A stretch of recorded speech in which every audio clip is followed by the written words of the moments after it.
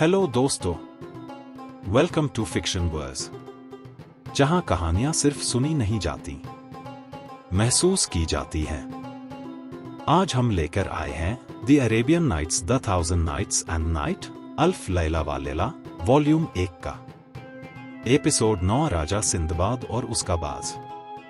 यह कहानी हमें उस दौर में ले जाती है जब बादशाहों की शान और शौकत अपने चरम पर थी और शिकार उनका सबसे बड़ा शौक माना जाता था। लेकिन कभी कभी जिंदगी हमें ऐसे मोड़ पर ले आती है जहां शिकार और शिकारी की हकीकत बदल जाती है। इस एपिसोड में आप देखेंगे एक ऐसे राजा की दास्तान जो अपने वफादार बाज को जान से भी ज्यादा चाहता था, मगर किस्मत का खेल ऐसा चला कि वही बाज उसे मौत से बचाने की कोशिश करता है और राजा गलती से अपनी सबसे कीमती चीज खो देता है। एक ऐसी दास्तान जिसमें है शिकार का रोमांच, इंसानी गुस्से की गलती और वफादारी की कुर्बानी। तो आइए बिना वक्त गवाए चलते हैं उस सफर पर जहां से शुरू होती है राजा सिंदबाद और उसके बाज की कहानी। बहुत समय पहले की बात है। फारस के राजाओं में एक राजा हुआ करता था। अल्लाह ही बेहतर जानता है, लेकिन कहा जाता है कि यह राजा शिकार और मनोरंजन का बेहद शौकीन था। उसके जीवन की सबसे बड़ी खुशी थी जंगलों में निकलना, शिकार करना और अपने बाज के साथ वक्त बिताना। उसके पास एक खास बाज था, इतना वफादार और कीमती कि राजा उसे दिन रात अपनी मुट्ठी पर बिठाकर रखता। जब भी राजा शिकार के लिए निकलता, बाज हमेशा उसके साथ होता। उस बाज के लिए राजा ने सोने का एक प्याला भी बनवाया था, जिसे उसकी गर्दन में लटकाया जाता ताकि सफर या शिकार के वक्त उसी प्याले से बाज पानी पी सके। एक दिन की बात है। राजा अपने शानदार महल में आराम से बैठा हुआ था। महल के संगमरमर के फर्श पर ठंडी हवाएं बह रही थीं, सुगंधित इत्र की खुशबू चारों ओर फैली हुई थी।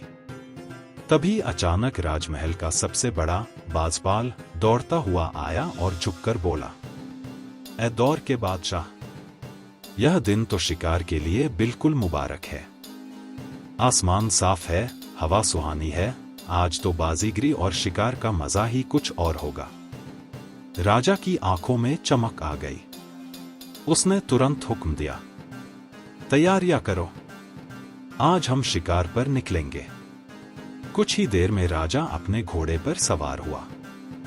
बाज उसकी मुट्ठी पर बैठा था और शाही फौज पीछे पीछे। सब के सब खुशी खुशी जंगल की ओर निकल पड़े। काफिला धीरे धीरे एक वादी घाटी में पहुंचा। वहां फौज ने चारों तरफ शिकारी जाल बिछाए। हर ओर शिकार पकड़ने के लिए जाल खिंच गए और सबकी नजरें इंतजार करने लगीं कि कौन सा जानवर फंसता है। तभी अचानक एक नाजुक सी गजेल हिरनी उन जालों के बीच आ फंसी।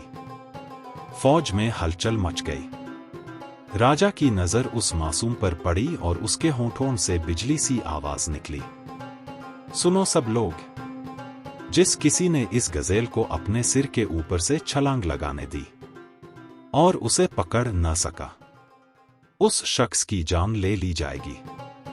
याद रखना, मैं कसम खा चुका हूं। फौजियों के दिल दहल उठे। सबने अपने अपने स्थान मजबूत कर लिए। गजेल चारों तरफ जाल में घिरी हुई थी और धीरे धीरे राजा की ओर बढ़ रही थी। लेकिन जब वह राजा के बिल्कुल सामने पहुंची तो उसने अचानक अपना पिछला हिस्सा जमीन पर टिकाया और अपने नाजुक आगे के पैर सीने पर क्रॉस कर लिए, जैसे किसी रानी ने बादशाह के सामने सजदा किया हो, जैसे वह जमीन को चूमना चाहती हो। राजा के चेहरे पर हैरत और मुस्कान दोनों आ गए। वह झुककर मानो उस नन्ही सी गजेल के इस अदा को सलाम कर रहा था। लेकिन तभी गजेल ने अपनी गर्दन झटकी और अचानक हवा में ऊंची छलांग लगाई। राजा के सिर के ऊपर से उड़कर वह सीधे खुले रेगिस्तान की ओर निकल भागी। कुछ पल के लिए सन्नाटा छा गया। राजा ने पीछे मुड़कर अपने सिपाहियों को देखा। वे सब एक दूसरे की ओर देख रहे थे, आंख मार रहे थे और मुस्कुराने की कोशिश कर रहे थे। राजा की त्योरियां चढ़ गईं। उसने गुस्से से अपने वजीर से पूछा, ओ वजीर, मेरे आदमी क्यों हंस रहे हैं?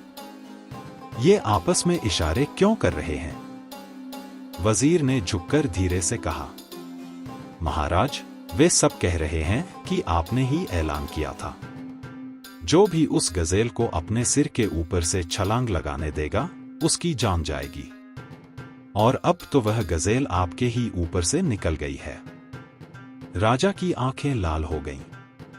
उसने घोड़े की लगाम खींची और दहाड़ा, मेरे सर की कसम, मैं उस गजेल को पकड़े बिना चैन की सांस नहीं लूंगा।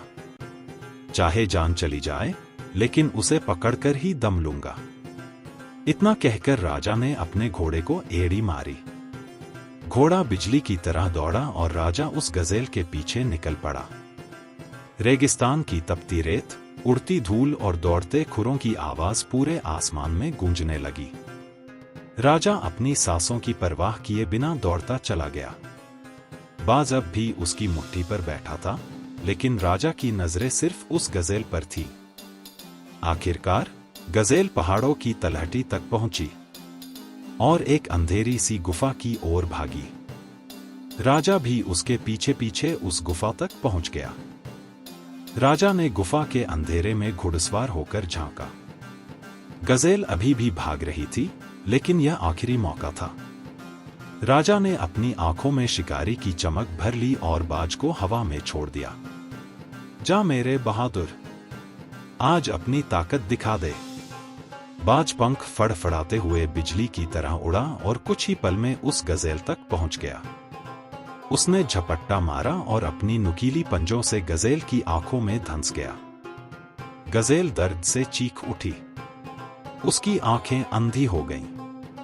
अब वह भाग तो रही थी, लेकिन रास्ता न देख पाने से लड़खड़ा रही थी। राजा ने घोड़े को रोका, अपने हाथ में गदा उठाई और गरजते हुए बोला, अब तेरा खेल खत्म। उसने एक जोरदार वार किया। गजेल जमीन पर लुढ़क गई। उसका शिकार पूरा हुआ। राजा घोड़े से उतरा। उसने अपने हाथों से गजेल का गला रेता, चमड़ी उतारी और उसका शव अपने काठी पर लटका लिया। बाज अब भी उसकी मुट्ठी पर शान से बैठा हुआ था। लेकिन दोपहर का वक्त था। रेगिस्तान सूखा और तपता हुआ। गर्म हवा लपटों की तरह जल रही थी। कहीं पानी का नामोनिशान न था। राजा का गला सूख रहा था। उसका घोड़ा भी प्यास से बेहाल हो रहा था। राजा इधर उधर भटकता रहा, तभी उसकी नजर एक पेड़ पर पड़ी। उस पेड़ की डालियों से कुछ तरल टपक रहा था, जैसे घी पिघलकर टपक रहा हो। राजा के चेहरे पर उम्मीद की चमक आ गई। उसने कहा, आखिरकार अल्लाह ने हमारी प्यास बुझाने का इंतजाम कर दिया। उसने अपने हाथों में चमड़े के दस्ताने पहन रखे थे, जहरीले पौधों और चीजों से बचने के लिए। उसने बाज की गर्दन से सोने का प्याला निकाला और उस तरल को भर लिया। फिर उसने वह प्याला अपने बाज के सामने रखा। ले मेरे साथी, पहले तू पी ले।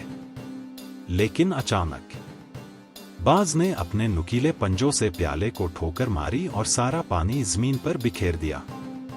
राजा चौंक गया। ये क्या पागलपन है? तू इतना प्यासी होगी, फिर क्यों पानी गिरा दिया?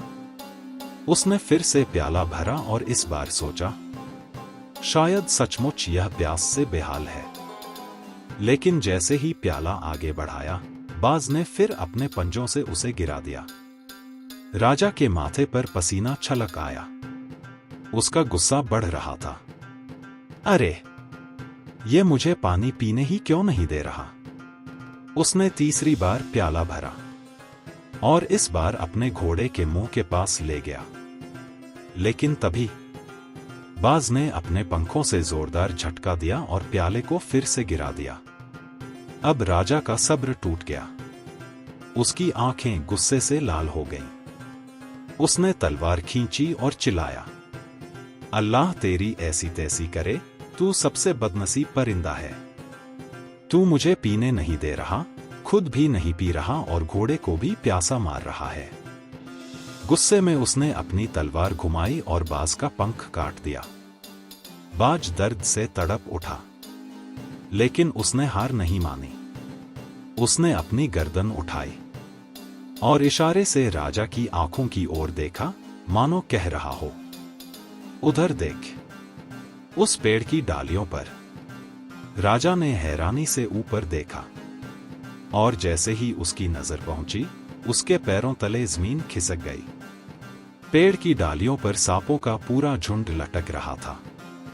उनके मुंह से जहर टपक रहा था और वही जहरीली बूंदें राजा अब तक पानी समझ रहा था। राजा के चेहरे का रंग उड़ गया, उसकी रूह कांप गई। उसने गहरी सांस ली और कांपते होंठों से बुदबुदाया, या अल्लाह, अगर मैं यह जहर पी लेता तो अभी यही मेरी मौत हो जाती। उसकी आंखों में आंसू भर आए। उसने अपने बाज की ओर देखा, जो अब घायल होकर तड़प रहा था। राजा घुटनों के बल बैठ गया, पछतावे में डूबा हुआ। ओ मेरे वफादार साथी, तूने मेरी जान बचाई और मैंने तेरे साथ क्या किया? मैंने अपनी ही तलवार से तेरा पंख काट दिया।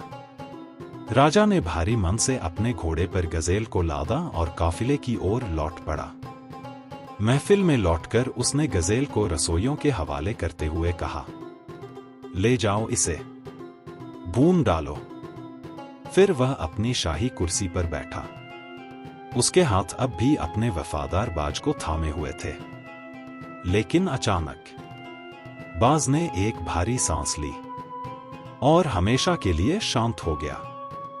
राजा की चीख निकल गई, नहीं, नहीं, मेरे साथी, मैंने अपनी ही बेवकूफी में तुझे मार डाला।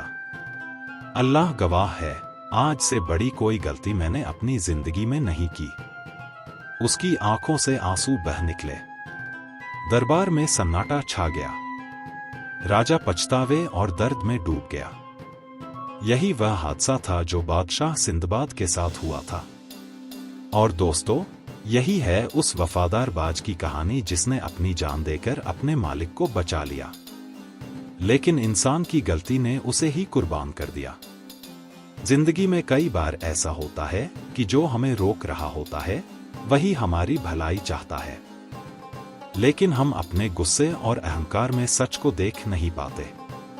तो सोचिएगा जरा, क्या कभी आपने भी अपनी जिद या गुस्से में उस शख्स को चोट पहुंचाई है जो असल में आपकी भलाई चाहता था?